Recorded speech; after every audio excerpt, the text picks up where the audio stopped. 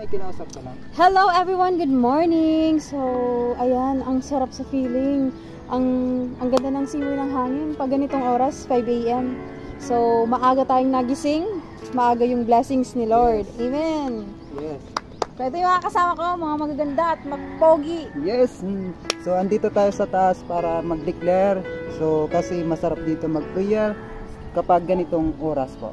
So, at makita nyo kung gaano kaganda yung tanawin natin at yung mundo natin. Yan, napakaganda talaga dito. Sarap tumambay dito, sarap mag-meditate, sarap mag-prayer kapag ganito pong oras. Yun. Sige, magsisimula na po kami ng aming prayer of declaration sa mga declaration lang sa mga gusto namin mangyari this day and sa this next week and this month na. So, God bless everyone.